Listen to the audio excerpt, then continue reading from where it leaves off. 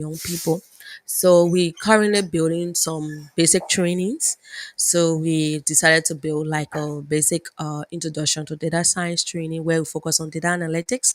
So we'll be able to teach young people how to be able to understand how you can collect data, make analysis of it. Then with basic machine learning models. And then also we'll be doing AI for teachers. Like we want to train teachers on how to make use of AI systems in order to optimize the time, because most of the time that teacher will spend on dealing with the student is kind of finding, when you have done evaluation, you want to find out how the students perform during that evaluation process. So those processes can be optimated. I still side for teachers still using papers, right? Those people that are using papers to correct their students, it kind of difficult for that kind of situation.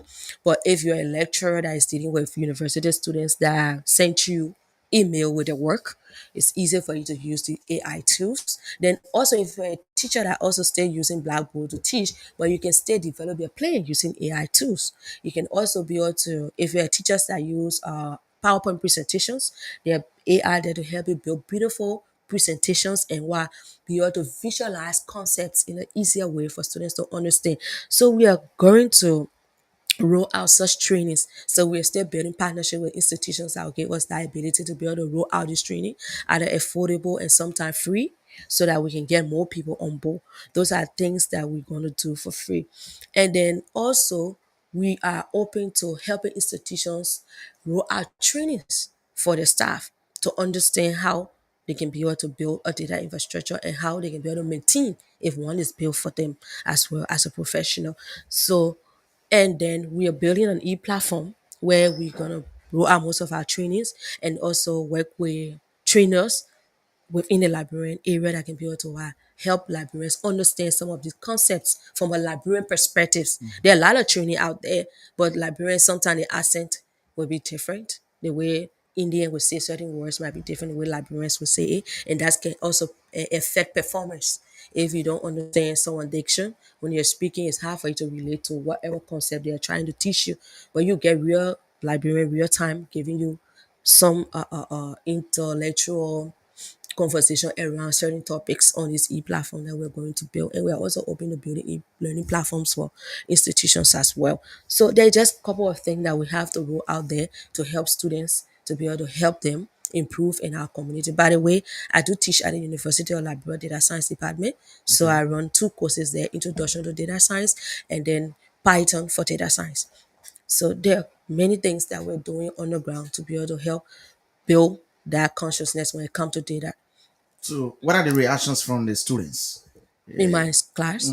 Oh yeah, they're really excited. They learn a lot. Like I teach them real time things are happening. I expose them to tools that people are using out of the country, and I expose them to concepts because many times people hear about these things, they just feel like it's something like magical. All of these things have foundations. Even with a great AI that you hear about, the chat GPT that everybody using around, talking about, oh, AI this, AI that. It started from machine learning models. And these are things that started happening around the 50s and then went to the 60s and then they've transformed. We had the AI winter period, then before it transformed into what people have now, like an open AI who has ChatGPT, and then you have Claude. There are different tools coming up out there. They are not happening from space. They are knowledge that progress into other forms. So it's the same as electricity, right? When electricity started, like someone said that AI just like a utility innovation, like electricity. So when electricity came about first, people just need to use it for a while, watching TV. And then with time, you had tools like the AC, you had a bus, you had to charge a phone. There's the many components that can help to build. So that just how these tools are coming about for us to be able to build. It's not something to fear. Okay, so folks, if you have any question and anything that you want to be asked, see you in studio, you can call us on 0777 907 087 11107. These are the numbers to call and be a part of the conversation this morning. And we will take your recommendations, we'll take your questions, and all of that. But let's go back to you. What do you hope to see Liberia in the next 5 to 10 years when it comes to the whole data thing? I'm hoping that we'll be able to build an infrastructure that will benefit from this AI revolution because it's not something to joke with. It's going to take out a lot of stuff, even countries, if we are not careful. So, governments. So, it's just sad that government institutions are not paying attention. So, our government institution has to start paying attention that we'll be able to build our sectors at a cheaper and a faster rate. So have you been able to engage them? Yes, I've been engaging. I managed to speak with someone within the educational sector. Then I spoke with some people at NEFE. So I'm trying to get to the Ministry of Health. Okay. So I'm trying to get to people, but Liberia is always about connection and sometimes how people Yeah, feel like a thing will who benefit them. knows you? Yes, at a time. So another thing I'm doing on our pages, you can follow us on Facebook. It's called Nikura Analytics as well. We're also on LinkedIn. So I'm trying to bring truth to data because recently the UNDP just released the 2025 Human Development Index report. So in that index report, I was able to analyze and bring out data comparing Liberia with its fellow countries within the region. So you can see how we're performing when it comes to education. You can see how we're performing when it comes to life expectancy, which having to do with our health. So our overall health quality will tell how long we live and how safe the environment is. So those key areas can tell you how the country is progressing on that. So when I did the analysis, I noticed that most time people say Ghana is better than Liberia, Ghana is better than Liberia. But how do you quantify that betterment, right? It's based on these key areas. So based on the indicators, Ghana perform far better than most of the country within the region. Even than Nigeria in certain area. In as much as Nigeria is rich when it comes to the GNI, but when it comes to life expectancy, it's higher in Ghana. When it comes to education, the number of time people spend in school on the average is better in Ghana. Liberia is quite better than Sierra Leone. So you hear Liberian saying that, oh, Liberia is even worse than Sierra Leone, right? So on the overall, when you see in terms of how long Liberians stay in school, it's a bit better than Sierra Leone. So you need data to be able to what even feel how we argue out there, even how we make budget for the country, even how we set our priorities, how we set goals, because you can't do it by guessing or feelings. Okay. Yeah. So you talking about partnering with government or trying to encourage the government ministries to see reason to do this particular thing. Is it so difficult to get to these people, especially, or do they express interest in working with you, or do they believe in what you say, or what feedback can you get from them? So a couple of the persons I spoke with, they've been really open. They've been open and they want to work with us. Okay. But there are others that are a bit closed yet.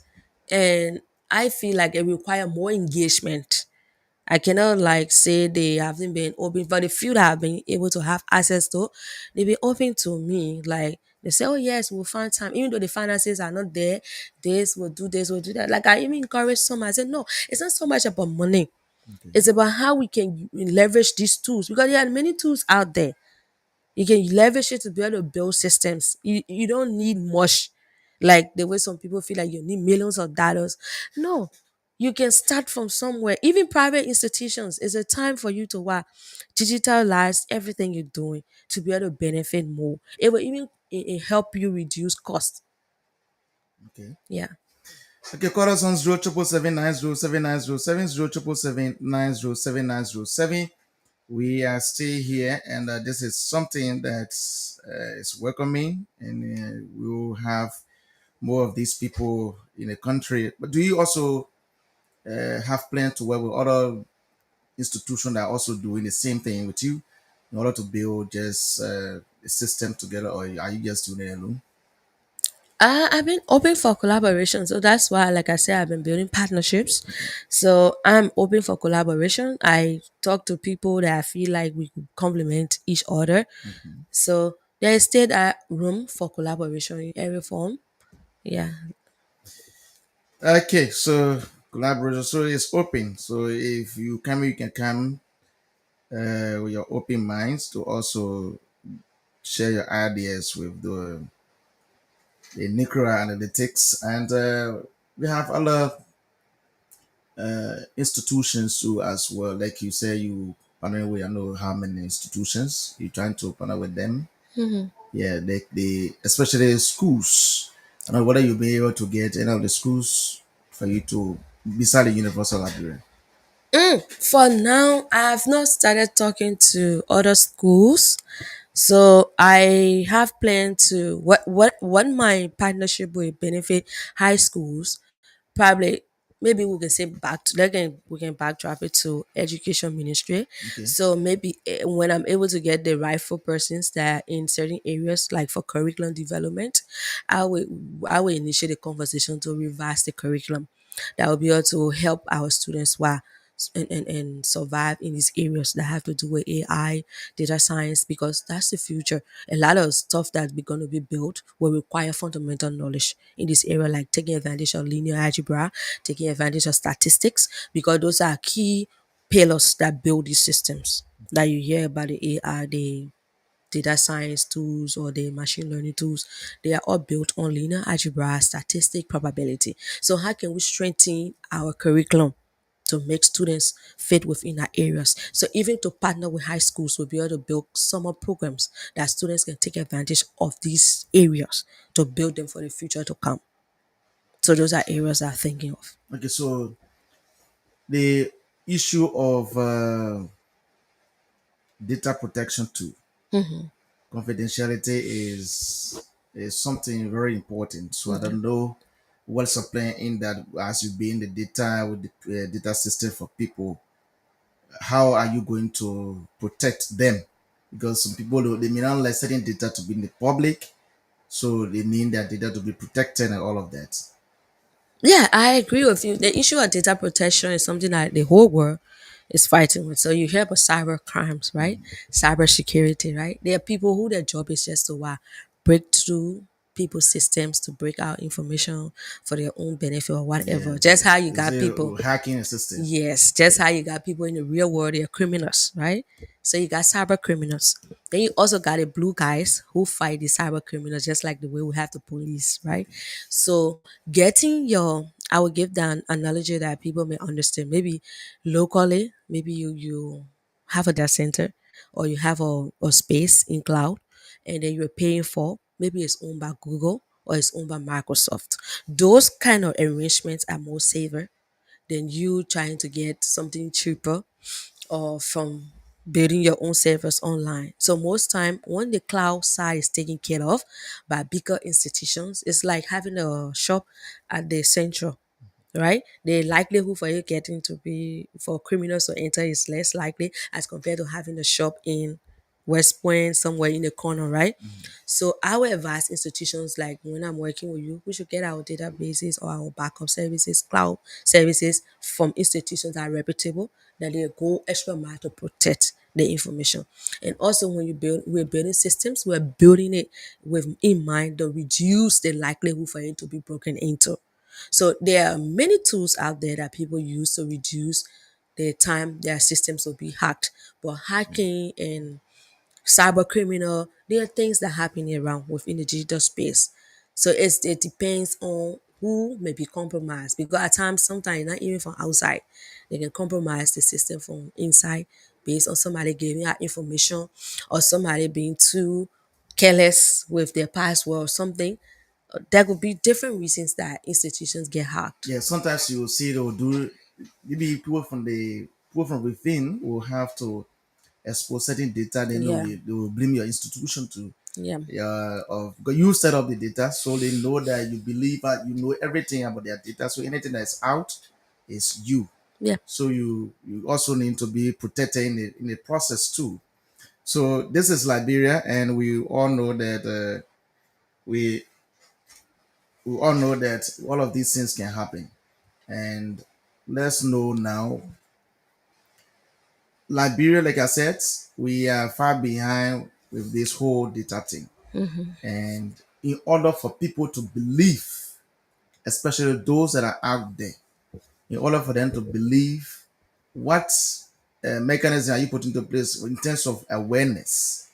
Or maybe if you have any plan of maybe going straight to do awareness when it comes to the uses of data, or just doing it the diplomatic way. Good. Yeah, so for the marketing aspect, these are some of the ways we started. Like Okay. you giving us this platform, we really appreciate it because we've been trying to get to radio stations, and then we hear some people, oh, the timing is bit this, they're booked, they're this, they're that. So one way is to get to use various media outlets, right? The radio, the internet, and direct communications, like sending out mails and then newsletter and stuff like that. So we've been forceful somehow. We've been reaching out. We've been talking. We started a Facebook page. So with time we'll start to post our post so that people can reach larger audience. So we rolling out. So we have a huge plan when it comes to marketing, how to get more people to know about what we're doing. Yeah. We are open for business. Like one of this is what we're doing this To also morning. get interest, it's not just about marketing to get money, but for people to really believe Yeah. that it's good to use data, it's good to do this for your institution. Yeah, that conversation is there like we're having. So you we speak to people and people see, like make can have people to see what it is.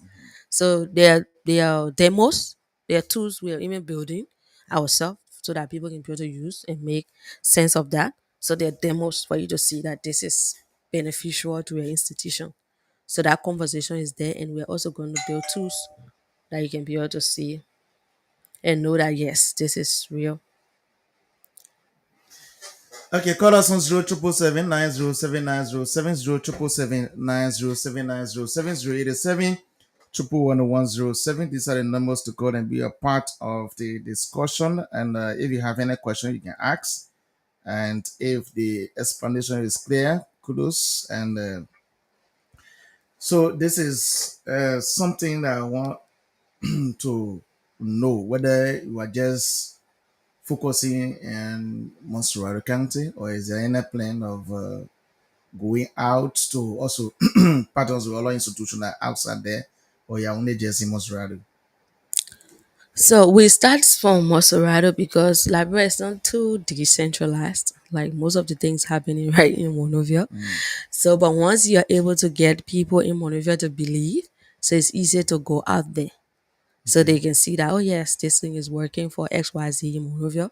Obviously it's gonna work for us. So like moreover it's just like the center base, Okay. everything happening here. Yeah, the Then everything has it. uh-huh, so when things are decentralizing, like maybe you're working with an agency that has various branches in the counties, even with the health sector you cannot work with a Liberian health sector and leave the other counties No, out. yeah, okay. It's not possible because you're building statistics, you're building like informatics for the country from Monrovia.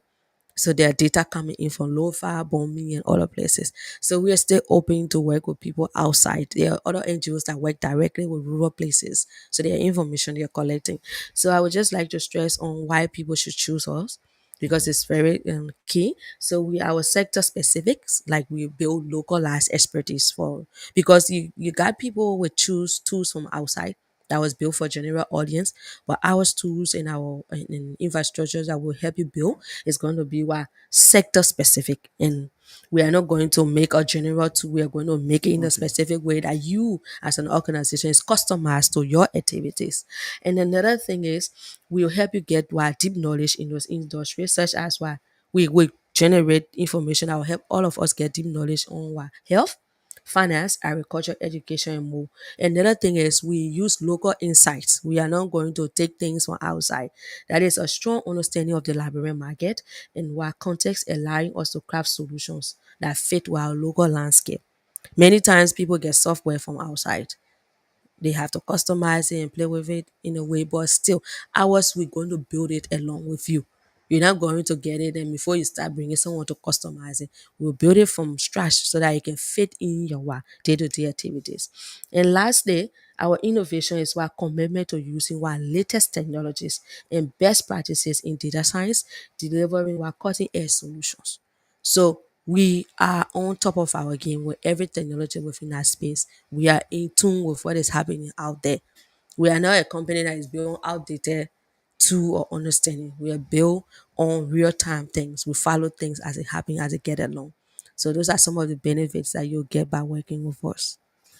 Okay, so if somebody wants to get to the office or to get to you, what's the location of the office, or how can people get to you in order to help them to in the process in the system or with the system?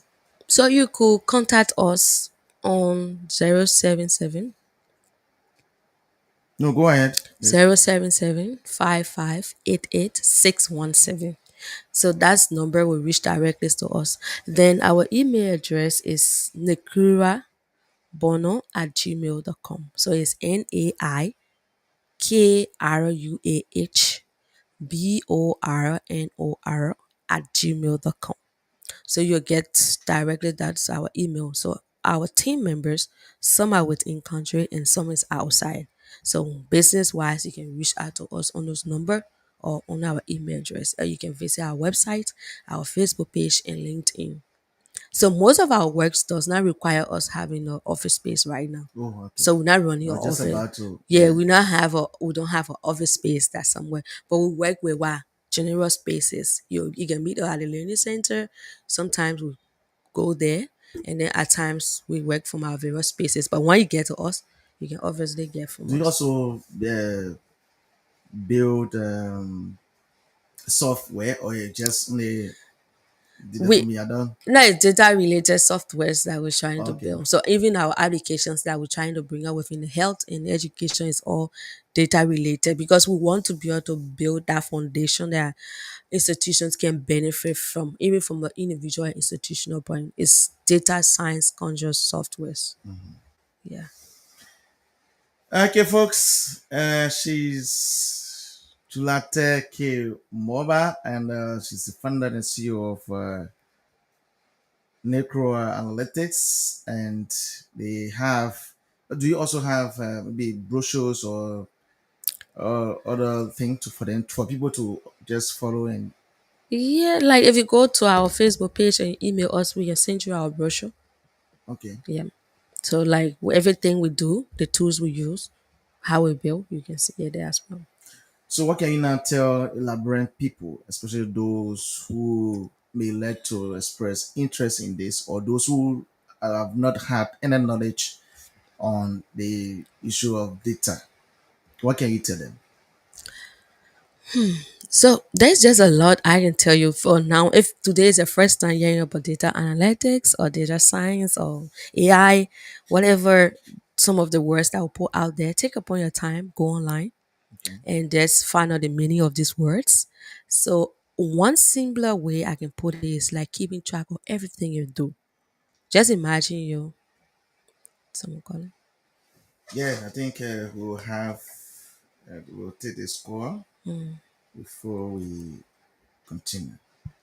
Good morning. Good morning, Alex and the lady in studio there who I am really taking time out to learn from this morning. It's a pleasure to listen to her and let me appreciate her for the issue of the data service beginning with Maserado. Anyway, my name is Stephen Talu. So My go ahead. Yeah, my concerns to do with version.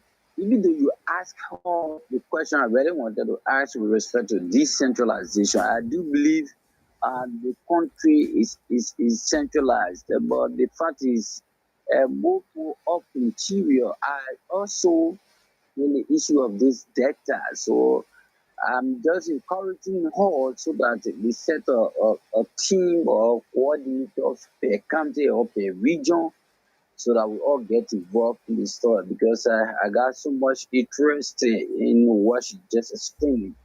So I just want to do a question whether she will get her mind of developing a region or a country. And, but I appreciate so much for awareness being created on the radio this one. Okay, thank you.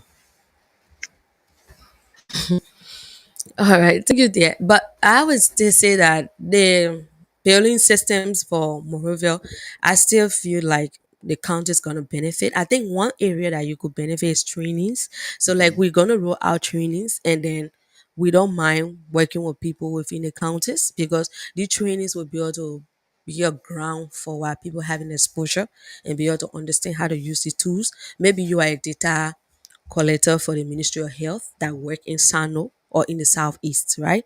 When we are doing a data collection and data quality check training for people within that area, you can benefit from our institution. We can roll out training there based on the number of persons that are of interest.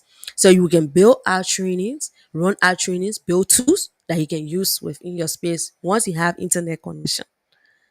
So without even internet connection, maybe you're collecting data, you can use your Excel offline, collect the data, and you can bring it, we can teach you how you can use the various tools to be able to make sense of that information, build your own dashboard, and be able to use it for your next all-star meeting for a way to communicate the stakeholders as to what you are saying. As also, most of the reports are done within Monrovia, right? So if we are able to tackle Monrovia and build proper system for the Ministry of Health, they can spread it out with the various institutions within the field, and we can also conduct training for people that are working with them. So is it also necessary to maybe at the level of high school to start teaching students how to get used to the whole data thing? Is it necessary? Yes, like I said earlier, there is a conversation I would need to start having with the Ministry of Education, how they can be able to revise our curriculums for the students, especially areas. Maybe it could be on ICT education. I don't know. I heard that they have ICT programs, so they can be able to roll it out that students can have a basic introduction of what data science entails, where they can know how, like I told you, there are four main topics that the entire data science thing is built on. You got a linear algebra, you got probability, you got statistics, because those are like foundational knowledge. So when kids are good within that area, it's easy for you to excel within this field because you understand all of the concepts that have been used within that space is coming from there. But you have to make them to get interest in it, and so that when they graduate from high school, maybe they will have to study at university level. Yeah. Yeah. So the UL currently have a data science program, just to Okay. put it out there. They have a data science program at the University of Labrador Fender. So we are yet to put up our first graduate. So we were training the panel class. So it's where I teach on Saturdays at time. Okay. So we don't have luxury of time. So to conclude from your side. Yeah, thank you. First, I'd like to say thank you to the management of Blaze FM for giving us the opportunity to be able to sell this idea. And I'd like to say thank you for the warm welcoming, like you were really nice to the team. So I would just like to leave librarian out there that we need to step up our game. The time of talking is passing. Okay. And to survive with this revolution that you're all hearing about, we have to know the basics of it. And it's not going to redirect it going further. So the AI thing is going to take over the world. And you can only do that with building foundational data infrastructures. Just the way you can hear, well, we don't have the infrastructure to run for 24-hour electricity of this. It's the same to benefit from the industrial revolution or the AI revolution. We have to build the data infrastructures in a way that we can be able to match up with what is going to be out there. So Nuclear Analytics is here to help us build that infrastructure that we all can benefit from the AI revolution, from our various institutions, organizations, various sectors, and our country at large. So we're open doing business, and we are open providing trainings when they need it, and we'll be waiting for you to come in so that we can build Libera a data point at a time. Thank you. Okay, she's Julate K. Moba, founder and CEO of Necro Analytics, and of course, she was my guest today. This beautiful Thursday. I'd like to say thank you for coming, and we hope to do more of this in time to come. Also, folks, I think that's all the time we have to be with you today. Thank you so much for being there while I was here this morning. I was here along with Mendy Vido, and everything is now up. So I want to say thank you so much. It's gonna be a Monday morning for another edition of the program, The Blaze on Blaze 90.7. Until then,